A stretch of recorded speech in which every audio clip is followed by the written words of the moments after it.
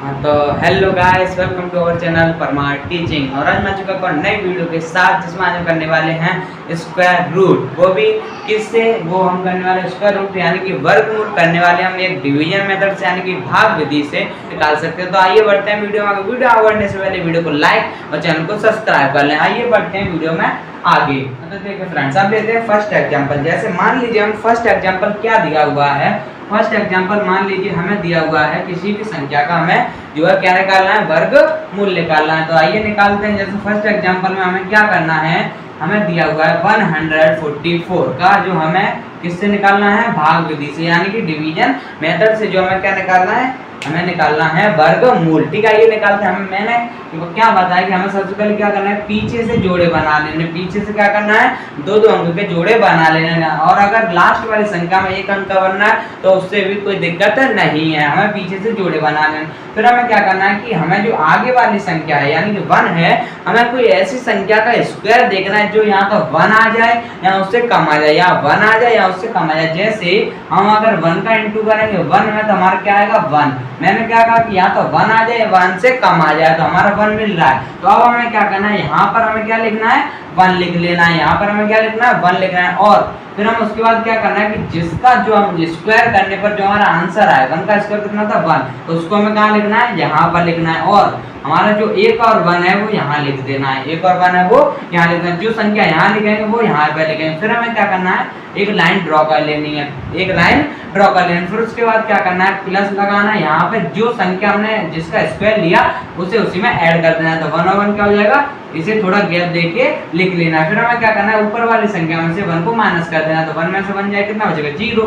फिर हमें क्या करना है कि जो पीछे वाली पेयर है, पीछे वाला पेयर है उसको नीचे ले आना है। तो पीछे वाले पेयर को क्या करेंगे, नीचे ले आएंगे। फिर हमें क्या करना है कि जो आगे वाली संख्या 2 है, अब इसके आगे किसी संख्या से ऊपर और नीचे इनटू करें, यहाँ तो ये आ जाए 44 या 44 से कम आ जाए तो ये कितना आएगा 21 आएगा। 2 से करके देखते हैं, 2 यहाँ ये तो फिक्स है हमारा, ये 2 इंटू 2, अब ये कितना हो जाएगा 4 एंड ये हो जाएगा 4। यानी कि हमारा या तो ये आना चाहिए या इससे कम आना चाहिए, आना चाहिए या इससे कम आना चाहिए। तो आइए ये हमारा, अगर हमें 2 से इंटू किया तो हमारा 44 आ रहा है, तो यहाँ पे 44 लिखेंगे, यहाँ 2 लिखेंगे। फिर हमें क्या करना है कि ये कितना हो जाएगा 0 हो जाएगा। माइनस करने पर कितना बचेगा, 0 बचेगा। फिर हमें क्या करना है, ये हमारा 1 का स्क्वायर तो होगा नहीं 144।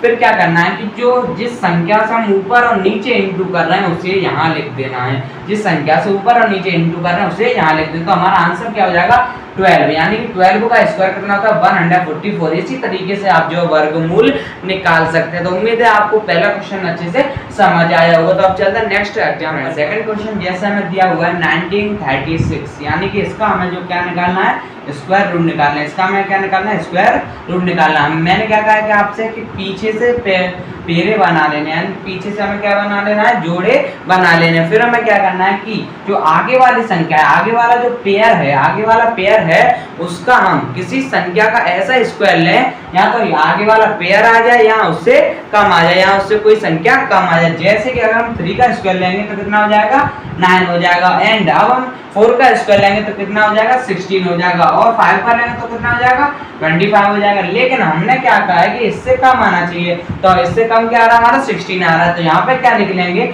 16 नहीं लिखना है, यहाँ पर क्या लिखना है 4, क्योंकि हमने किसका स्क्वायर लिया था 4 का स्क्वायर। तो जिसका स्क्वायर लेते हैं उसे लिखते हैं यहाँ पर, और जिसका स्क्वायर लेते हैं उसे भी यहाँ पर लिख लेते हैं। ठीक है, फिर हमें क्या करना है, जो आंसर आता है यानी कि जो स्क्वायर आता है उसे हम क्या लिख लेते हैं यहाँ पर। फिर हम क्या करते हैं, लाइन ड्रॉ कर लेते हैं। फिर हमें क्या करना है कि जो संख्या का स्क्वायर लिया उसे हमें उसी संख्या से ऐड कर लेना है। तो 4 और 4 कितना हो जाएगा 8 हो जाएगा। फिर हमें क्या करना है, ऊपर वाली संख्या से नीचे वाली संख्या को माइनस कर देना, बचेगा 3।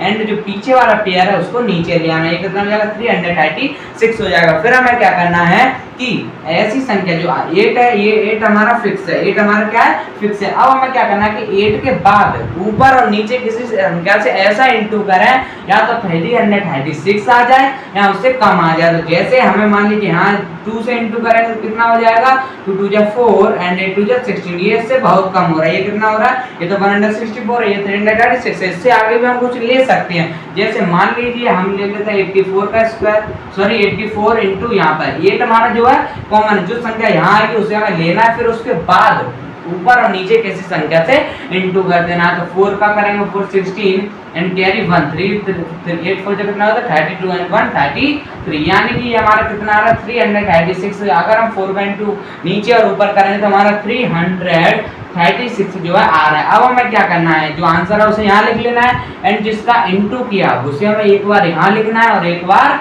यहाँ लिखना है। अब जो हमारा माइनस करेंगे, इसमें से ऊपर वाली संख्या से नीचे वाली संख्या को माइनस करेंगे, हमारा 0 आ चुका है। जब तक 0 ना आए परफेक्ट संख्या में, परफेक्ट यानी कि ये किसी का परफेक्ट स्क्वायर है, 1936 जो है परफेक्ट स्क्वायर। अगर नॉन परफेक्ट स्क्वायर है यानी कि अपूर्ण वर्ग है तो उसका हमें 0 नहीं लाना होता, उसके पॉइंट के बाद सिर्फ हमें 2 संख्या तक या 3 संख्या तक करना होता है। वो हम नॉन परफेक्ट वाली संख्या का भी करेंगे इस वीडियो में। अभी ये किसकी है, परफेक्ट स्क्वायर का। तो ये कितना हो जाएगा 44, यानी कि जो हमारा 1936 है वो कितना, इसका स्क्वायर हो जाएगा 44 का स्क्वायर हो जाएगा 1936। तो हमारा आंसर क्या हो चुका है 44। अब